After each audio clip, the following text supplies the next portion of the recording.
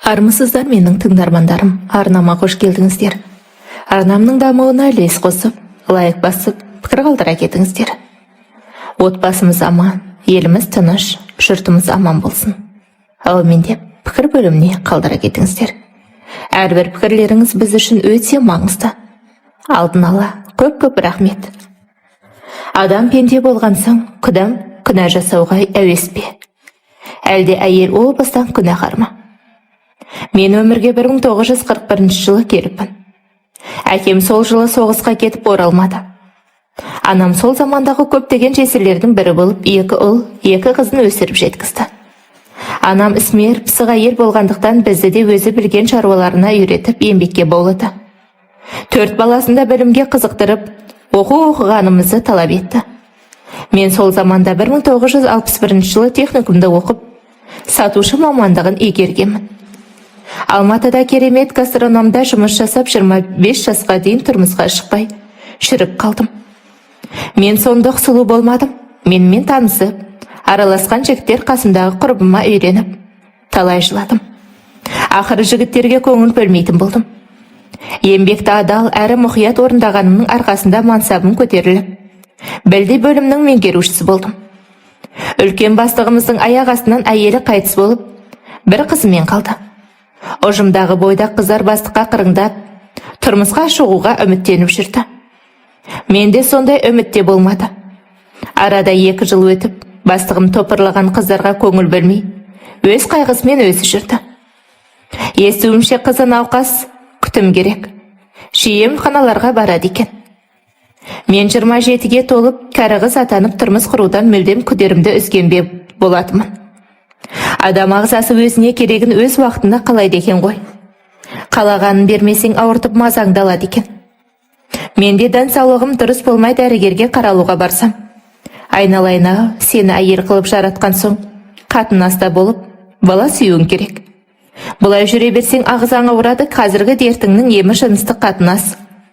Алматы заманауи қала, қазіргі уақытта өз денсаулығы үшін көңілдес тауып, өмір сүріп жатқандар бар. Қысқасы өзгеріс қажет деп шығарып салды. Мен емхана бұрышында өмірге өкпелеп жылап отырсам, бастығым қасыма келді. Талжан Қуанышқызы, сізге не болды дейді. Мен бастығымды көріп одан ары жыладым. Талжан, айтыңызшы, сізге не болды? Мен көмектесе аламын ба? Деді қасыма отырып. Мен бастығыма қарап отырып, маған дәрігер, тұрмысқа шық, қатынаста бол, бала тап. Сонда ауырмайсың дейді. Мен кімді табам? Кімге жабысам? Сіз маған үйленер ме едіңіз? Деп еш қысылмай айттым. Бетімді басып жылай бердім. Біраз үнсіздіктен соң бастығым, мен сізді аламын. Сіз қызыма ана бола аласыз. Бола аласыз ба? Демесі бар ма? Жылағаным бірден басылып, бастығыма ойлана қарадым. Бастығым өте сымбатты еркек. Сонымен қатар мықты меңгеруші беделді азамат. Мен естіп отырғаныма сенбей үндемей қалдым. Бастығым да ойлы көзбен қадала қарап, Талжан Қуанышқызы, сіз менің ұсынысымды қабыл аласыз ба? Деді. Таң қалсам да басымды изедім. Артық сөз айтылмай, ертесін неке қиюға арыз жаздық. Бастығымның есімі Құрметжан еді. Араға 2 ай салып, біз үйлендік. Ұжымдағы қыздар таң қалды. Құрметжан ол кезде 35 жаста болатын. Құрметжанның қызы 5 жаста еді. Есімі Данагүл. Қыз бірінші күннен ақ мені жақын тартып, біз тез бауыр бастық. Сөп-сүйкімді Данагүл тәп-тәтті, мен жақсы көріп кеттім. 3 ай өтпей менің де аяғым ауырлады. Құрметжан ұл күтіп мені аялаумен болды. Өкінішке орай мен өмірге қыз әкелдім. Құрметжан біраз ренжігендей болғанмен, Данагүлдің қуанғанын көріп тез басылды. Данама сырлас болатын болды. Келесі нәресте ұл болса деп аймалап сүйіп қояды. Мен қызымды қиналып босанған соң келесі бала көтергенге асықпадым, қорықтым. Жасым ұлғайып босанғаным өте ауыр болған еді. Енді тумаймын деп те шешкен едім. Бірақ араға 10 ай өтпей мен көтеріп қалдым. Құрметжаннан бұрын мен ұл күттім. Тағы да қыз өмірге келді. 3-ші қызға Құрметжан қуана қоймады. Қарым қатынасымыз өзгермегенмен, Құрметжанның ұл аңсап жүргенін сезіп те жүрмін. 5 жылдай үйде қыздармен отырып, сосын жұмысыма шықтым. Байқасам жас қыздар Құрметжанды айналшықтап жүр. арманы ұл сүю. Құрметжанда кетер емес екенін сезем. Ақыры бір бойжеткеннің жүкте екенін де естідім. Ішім күйіп, түнді таңға қосып жылаумен болдым. Жанжал шығармай ақырын тостым. Құрметжанда жымын білдірмей өмірге келер баланың кім екенін тосып жүргенін де сездім. Ол заманда қазіргідей ұзүй жоқ, нәресте өмірге келгенде ғана жынысы анықталатын. Бір күні көңілдестің қыз туғаны құлағыма жетті. Құрметжан жымын білдірмей келіншекті де қызды да жоқ қылды. Мен оларды қайда жібердің деп сұрамадым, өлтіріп тастамағаны анық. Араға жыл салып ол келіншектің басқа еркекпен қол ұстасып, нәрестені көтеріп кетіп бара жатқанын көрдім. Анықтасам келіншек біздің дүкенде жұмыс жасаған жігітке қосылған екен. Келіншек те ақымақ емес екен, Құрметжанға жағдайын жасатқызып алыпты. Алматының қақ ортасынан пәтер алғызып, ішін жиһазға толтырып жинақ қорына қомақты ақшада салғызыпты. Сол жағдайдан соң Құрметжан біраз уақыт ұл деп келіншектермен көңіл көтеруді тоқтатқандай болды. Қалтасы қағылып, былығы шығып қала жаздап әрең орында қалды. Ол заманда отбасын бұзушыларға қатал жаза қолданып, жұмыс орнынан алып тастайтын. Құрметжан жанталасып келіншектің аузын жауып, сөз шығармапты. Арада 10 жыл өте шықты, мен 40-қа да шыққан едім. Құрметжан 50-ге таяп қалған. Ұрпақ туралы ашық айтпаса да ол перзентті сүюді арман қылып, ұл туып берсең менен бақытты жан болмас еді деп кездесетін. Мен қартайдым, енді қайдағы ұл саған деп айта алмадым. Аллаға жалбарынып, ұл сыйлауын тілеп жататымын. Аяғым ауырлағаннан менің де мазам кетті. Құрметжанның да мазасы кетті. Ол уақытта менің беделім асқақтап, талай адам танитын. Әйел дәрігерлері құрақ ұшатын. Себебі бүкіл импорт менің қолымда еді. Босануға уақытым жақындағанда мен босандырар дәрігерімге арнайы бардым. Құр қол емес, қымбат бағалы киімдерім де бар. Жеке бөлмеде отырып дәрігермен ашық сөйлестім. Әлия Серікқызы, менің сізге бұйымтайым бар едім. Әлия ойлы көзбен қарап отырып, айтыңыз деді. Әлияш, сенің қолыңнан бәрі келеді. Сен маған көмектес, мен аянып қалмайын дедім. Қолынан ұстап. Нақты айтсаңыз, маған ұл керек. Талжан Қуанышқызы, ұлды мен қайдан алам? Деді көзі бақырайып. Мен тез құлағымда алтын сырғамды шештім де қолымдағы алтын сақинаны суырып алдым да Алияның алақанына салып, сіз амалын табасыз. Мен сенем. Маған ұл ауадай қажет, жасым болса келді, енді тағы да ұл туам деп келгім келмейді. Шаршадым. Күйеуімде ұлдың ұрығы жоқ, ол оны түсінбейді. Әлия Серікқызы, мені түсініңізші. Бір амалын тауып маған ұл деп сөзімді аяқтамай жылап жібердім. Әлия біраз ойланып отырды да, сіз ауруханаға ертерек жатуыңыз керек. Сосын мүмкін ұл туып қаларсыз деп көзін қысты. Мен мәз болып қуанып кеттім. Үйімде 4 күн болып, сосын дереу ауруханаға ауырып түстім. Ауруым өтірік еді. Мен ішімдегі қыз екенін сезіп жүрдім. Ауруханада бір апта жаттым, ол қалай пайда болады деп ойлап та жүрмін. Бір кеште Әлия күлімдеп бөлмеме кірді. Кірді де, Талжан Қуанышқызы, сіздің қасыңызға келетін әйел мен білсем ұл туады. Іші үшкірленіп тұр. Қасыңызда жатсын, оның толғағы басталғанда сізге де толғақ шақырар екпе саламыз. Қатар босанасыздар, арғы жағым мен шешем деді. Қорқсам да мен басымды изедім. Әдемі жас келіншек білінер білінбес үшкірленіп келген ішіммен қасыма келіп орналасты. Мен қарап жатып, мына ел бүгін ертең босана қоймас деп ойлап қоям. Өзімнен өзім уайымға салындым. Қалай болады? Не болады?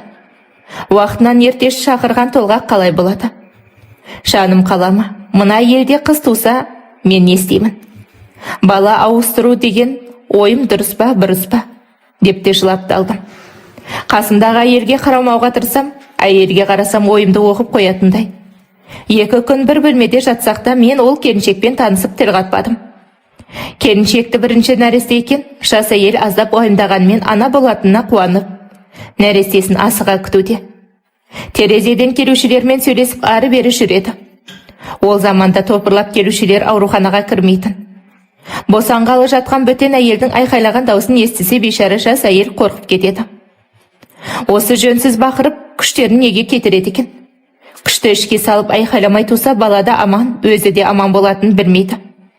Айтып жатсаң естімейді, тыңдамайды деп Әлия Серікқызы келіншекті тексеріп айтып отыр. Сонда Әлия апай, айқайламай босану керек пе деп келіншек сұраулы көзбен қарайды. Я алтыным, босқа шыңғыра бермей аз тістеніп, болмаса бір қатты затты тістеп босансаң, сол дұрыс дейді. Әлия келіншектің ішін сипалап, мен тыңдап жатып, бұл сөзге таң қалдым. Босанар кезде жаның көзіңе көрінгенде қалай айқайламауға болады деп ойлап қоямын. Мысалы, мына орамалды қатты етіп бүкте де соны тісте. Дәрігердің айтқанын тыңда, болды, аман сау босанасың. Рас қой, айтыңызшы. Сіз үшінші баланы босанғалы жатсыз?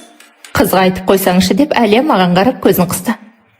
Мен сасқалақтап, иә, күшті босқа кетірмеу керек дедім. Талжан Қуанышқызы, сіз жас келіншекке ақыл кеңес көп айтыңыз.